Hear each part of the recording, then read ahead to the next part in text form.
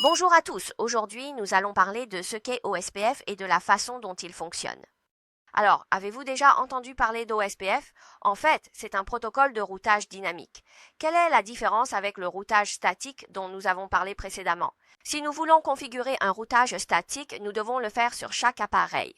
Pour chaque trajet, je dois le spécifier manuellement, c'est-à-dire indiquer explicitement la route à suivre. Et dans ce processus, une fois que j'ai défini la route, il faut aussi penser au trajet de retour.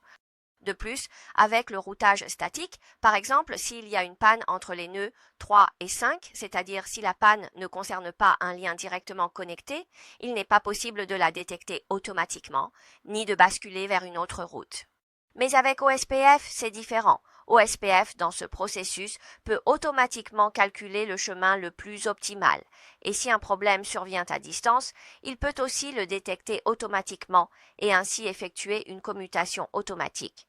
En général, dans les entreprises de taille moyenne ou grande, nous utilisons fréquemment le protocole de routage OSPF.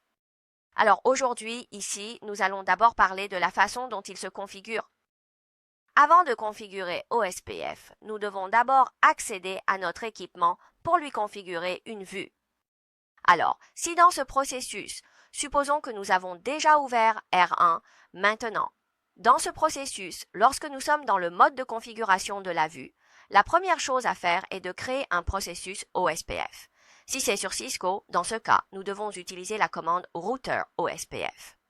Et ensuite, nous devons saisir le numéro de processus OSPF. Pour l'équipement, lorsqu'il doit activer une certaine fonctionnalité, il doit créer le processus correspondant. C'est un peu comme sur notre ordinateur. Si nous voulons utiliser une application de réseau social, il faut alors télécharger cette application sur notre ordinateur ou notre téléphone. Dans ce processus, une fois que nous sommes entrés dans le processus OSPF, nous devons maintenant faire une annonce. Cette annonce a ici deux significations, car OSPF est un protocole de routage doté d'attributs sociaux. Qu'entend-on par attributs sociaux? Cela signifie qu'il peut établir des relations de voisinage avec d'autres équipements, de sorte que si j'ai une route à transmettre, je peux l'envoyer à mon voisin.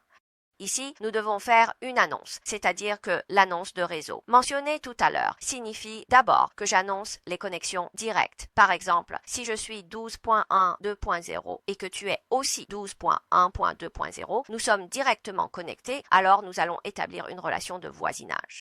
Ensuite, si j'ai d'autres routes sur mon équipement que je souhaite te communiquer, je dois faire une annonce supplémentaire. Dans ce processus, nous allons donc, sur le routeur R1, annoncer le réseau.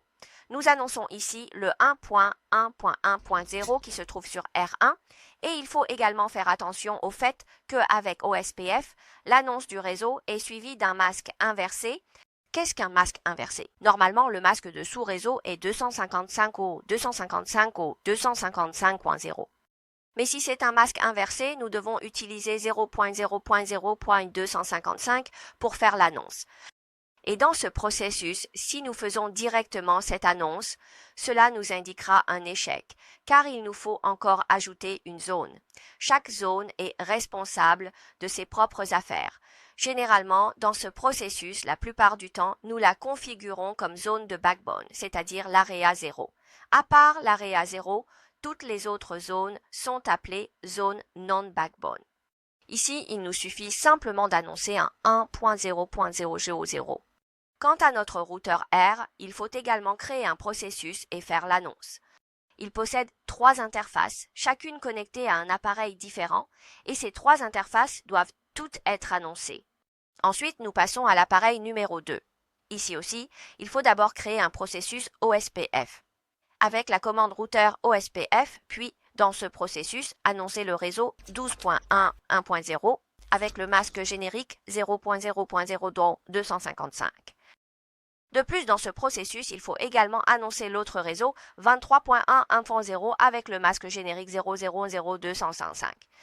En plus de cela, nous devons aussi annoncer le réseau 34.24.1.0 avec le masque générique 0.0.0.255.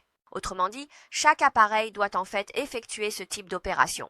À présent, pour chaque appareil ici, nous devons entrer dans son processus OSPF, créer un processus et une fois le processus créé, Il entrera automatiquement dans ce processus, puis nous allons exécuter la déclaration du réseau 223.0.0.0.25.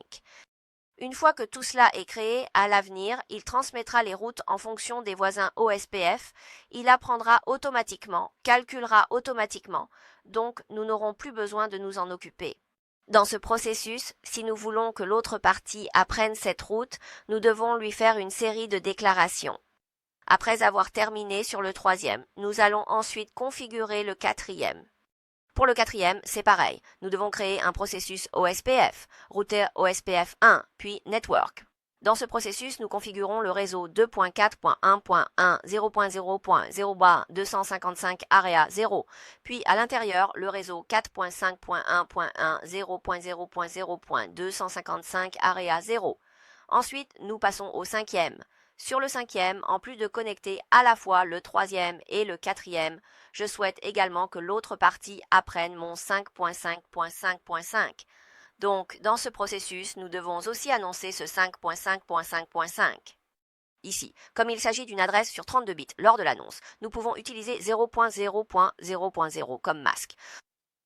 Nous annonçons donc cela dans Area 0, puis Network 3.5.1.1, 0.0.0.255 Area 0, 3.5.1.1, 0.0.0.0 Area 0.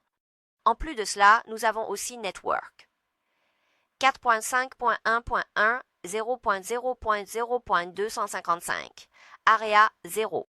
Maintenant, dans ce processus, nous avons terminé toute la configuration. Si, à l'avenir, vous souhaitez vérifier si les voisins OSPF ont bien été établis, dans ce cas, il faudra utiliser la commande show IP OSPF neighbor pour le vérifier. Par exemple, sur notre R2, si nous voulons vérifier, comme nous sommes en mode de configuration, il faut ajouter un do devant la commande, donc do show IP.OSPF neighbor. Dans ce processus, si à l'avenir, lorsque nous vérifions, nous constatons qu'il y a un problème, nous pouvons alors quitter le mode de configuration actuel, c'est-à-dire que ce mode de configuration ne peut pas être utilisé, et nous pouvons nous référer au message d'erreur pour en comprendre la cause. Alors, dans ce processus, comment peut-on quitter? Nous devons utiliser la commande AND. Après avoir quitté avec AND, nous pouvons alors utiliser show IP OSPF neighbor pour effectuer la vérification. On peut voir maintenant que sur le routeur 2, il a établi 3 voisins. L'un d'eux est 45.1.1.24, c'est-à-dire le routeur 4, un autre est le routeur 3 et enfin le routeur 1. Tous ces voisins ont été établis avec succès. Si l'état est full, cela signifie que la connexion a bien été établie. Voyons maintenant ce qu'il en est sur le routeur 5.